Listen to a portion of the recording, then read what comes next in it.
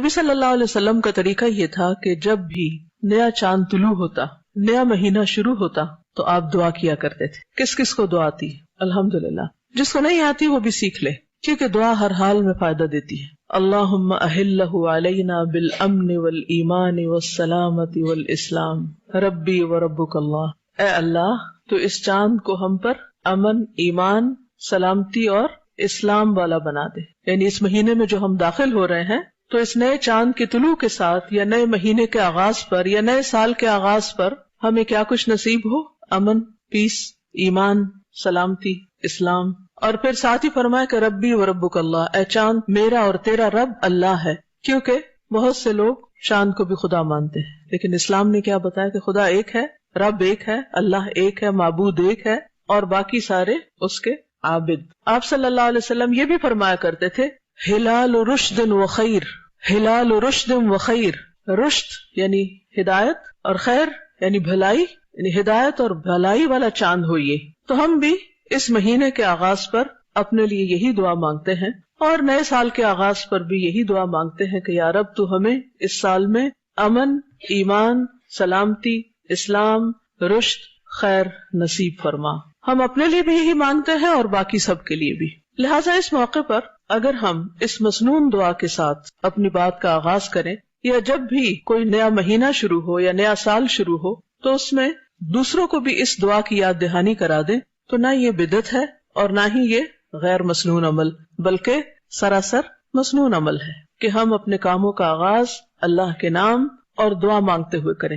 نبی صلی اللہ علیہ وسلم ہر موقع پر اللہ کو یاد کیا کرتے تھے، ہر موقع پر دعا مانگا کرتے تھے. کان یذکر اللہ فی کل احیانہ.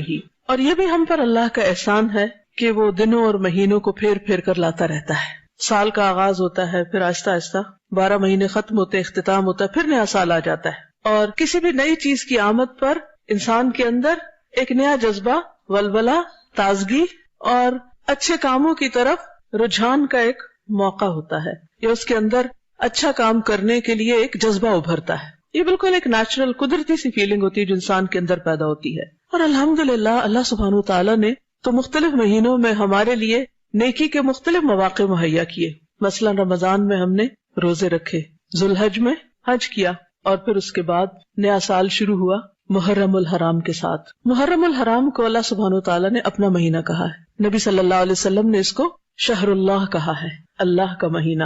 مہینوں کی کل تعداد تو 12 ہے، جیسا کہ قرآن مجید سے ہمیں پتہ چلتا ہے ان عدت الشہور عند اللہ 12 شہرا فی کتاب اللہ یوم خلق السماوات والارض منها 4 حرم ذلك الدین القیم فلا تظلموا فیہن انفسکم. ان عدت الشہور، مہینوں کی تعداد، مہینوں کی گنتی، عند اللہ، اللہ کے نزدیک، جس دن سے اس نے آسمانوں اور زمین کو پیدا کیا ہے، اللہ کی کتاب میں 12 مہینے ہیں. اسی لیے آپ دیکھیں کہ چاہے اسلامی کیلنڈر ہو، ہجری کیلنڈر ہو، یا وہ رومی کیلنڈر ہو، یا عیسوی کیلنڈر ہو، بکرمی ہو، کوئی بھی ہو، سب میں مہینوں کی تعداد 12 ہی ملتی ہے. اور یہ کس نے بنائی؟ اللہ سبحانہ وتعالی نے. کب سے؟ جب سے اس نے آسمان و زمین کو پیدا کیا. اور ان میں سے 4 مہینوں کو اس نے حرمت والا بنایا، جن میں سے ایک رجب اور 3 مسلسل، ذوالقعدہ، ذوالحجہ اور محرم. منہا 4 حرم.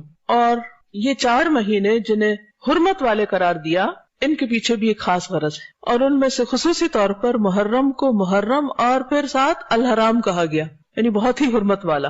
محرم کس کو کہتے ہیں؟ محرم کا لفظی معنی ہوتا ہے ممنوع، حرام کیا گیا، مقدس، عظمت والا، لائق احترام.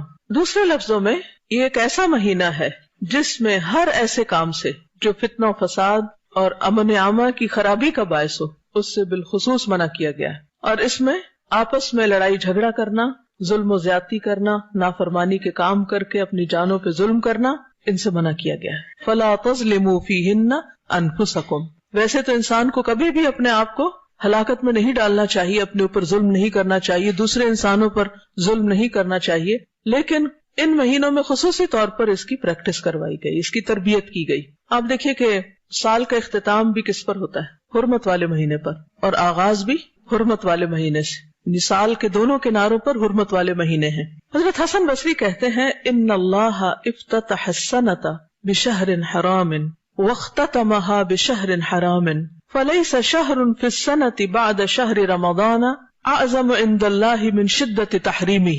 اللہ سبحانہ وتعالی نے سال کا آغاز بھی حرمت والے مہینے سے کیا اور اختتام بھی حرمت والے مہینے سے کیا. پس سال بھر میں رمضان کے بعد اللہ کے ہاں شدت حرمت کے حوالے سے ماہ محرم سے بڑھ کر اور کوئی مہینہ نہیں. کس کا قول ہے یہ؟ حسن بصری کا. کیا کہتے ہیں کہ رمضان کے بعد سب سے زیادہ حرمت یا شدت حرمت کس مہینے کی ہے؟ محرم کی. اسی لیے اس کو کیا کہا گیا؟ محرم الحرام. حج کے مہینے میں لوگ جب حج پہ جاتے ہیں تو کیا کرتے ہیں؟ احرام پہنتے ہیں. اور حالت احرام میں کیا کچھ منع ہوتا ہے؟ الحج اشہر معلومات فمن فرض فیہن الحج، یعنی احرام پہن کے فلا رفث ولا فسوق ولا جدال فی الحج. فسوق، جدال سختی سے منع. جس معاشرے کے اندر جن لوگوں کے درمیان دو چیزیں ختم ہو جائیں، کیا؟ گناہ اور جدال، آپس کا لڑائی جھگڑا، تو وہ معاشرہ کیسا معاشرہ ہوگا؟ اگر کسی گھر کے اندر سے یہ دو چیزیں نکل جائیں، کون سی؟ گناہ کے کام اور لڑائی جھگڑا، تو وہ گھر کیسا گھر بن جائے گا؟ امن والا. اسی طرح کسی شہر سے، کسی ملک سے جب یہ دو چیزیں نکل جاتی ہیں تو وہاں پر امن و امان ہو جاتا ہے. حج پر بھی اسی کی پریکٹس کروائی گئی. پھر حج سے واپس آؤ تو پھر بھی اپنی اس کیفیت کو برقرار رکھو، اس حرمت کا خیال رکھو. حرمت پامال ہوتی ہیں دو طرح سے، ایک اللہ کی نافرمانی کر کے اور دوسرے بندوں پر زیادتی کر کے، لڑائی جھگڑا اور فتنہ فساد کریٹ کر کے. بہت حیرت ہوتی ہے جب لوگ خوشی خوشی حج پہ جاتے ہیں اور لاکھوں